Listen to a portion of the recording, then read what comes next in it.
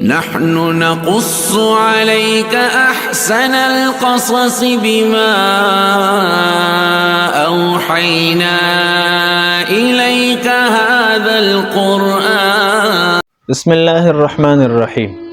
یو ملګری تاسو کړو چې دا به زمزم او بو په ناس تسکل پکار دی او کو په ولاړ باندې. په مستدرک حاکم کی روایت ته د عثمان ابن الاسود رحمه الله نا فرمای جاء رجل الى ابن عباس رضی الله عنهما. یو سړی رالو عبد الله ابن عباس رضی الله عنه خواله.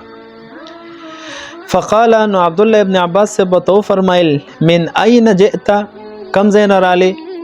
فقال اغه سړی ویل شربت من زمزم د زمزم او به مې اوس کله ورالم. فقال له ابن عباس عبد الله ابن عباس رضی الله عنه وتو فرمایل شربت منها كما ينبغي. تا دا زمزم او بو په اکشان آداب سره اوس کله څنګه چې د زمزم د پاره آداب دي. قال وكيف ذلك يا ابن عباس. نو دې سړی وته ویلې چې د زمزم او بو د سکلو څه آداب دي. نو عبد الله ابن عباس سے بتو فرمایل قال اذا شربت منها فاستقبل القبلة واذكر اسم الله. کله چې دا زمزم او بوس کی نو اول به قبله ته مخ کی او بیا به د الله نوم یاد کی یعنی بسم الله الرحمن الرحیم به وې وتنفس ثلاثا او پدرو ساګانو باندې به اوس کی وتضلع او خپه مړه خېټه باندې به اوس کی خټ ډېرې به اوس کی.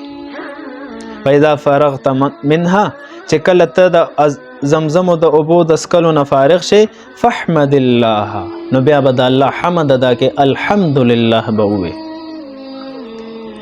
قال رسول الله صلی الله علیه وسلم قال اذا كان نبی علیہ الصلوۃ والسلام او فرمایل آیه بیننا وبین المنافقین انهم لا يتضلعون من زمزم. چې د منافقانو او زمون په مابین کې دا د فرق یو علامت دی چې منافقان په ډکه خېټه باندې زمزم نشي سکلی ځان په ښه سیراب کولی نشي او مسلمانان په ځان ښه سیراب کوي. په دې وجه باندې دا د زمزم آداب عبد الله ابن عباس رضی الله عنه هغه سړي ته بیان کړ چې مونږ او تاسو د خیره زمزم سکو نو چې په دک آداب سره وسکو. بل په اعلاء السنن کې یو روایت ته واخرج البخاري عن الشعبي ان ابن عباس قال سقيت رسول الله صلى الله عليه وسلم من زمزم فشرب وهو قائم.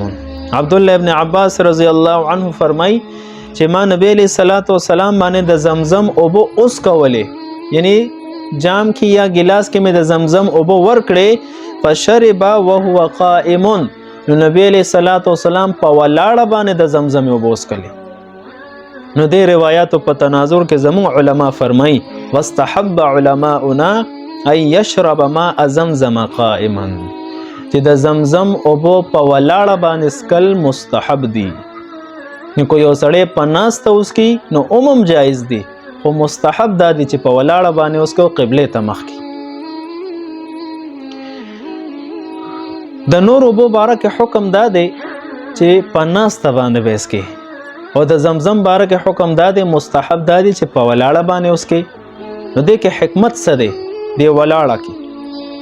مولا علی قاری رحمه الله په مرقات کې لیکلی دی ان المطلوب فی ماء زمزم التضلع ووصول برکته الى جميع الاعضاء.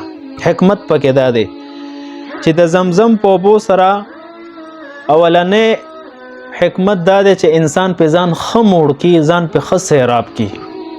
دویم دا چې دا انسان چې کله د زمزم اوبو اوس کی نو د دې زمزم د اوبو برکت د دننه ټولو اعضاء ته ورسیږي او دا دوانه مقصدونه الله حاصلېږي چې انسان په ولاړه باندې اوس کی نو په دې ولاړ سکلو سره د اب زمزم برکت د ټولو اعضاء ته دننه لاړ شي او دا په خموړ شي.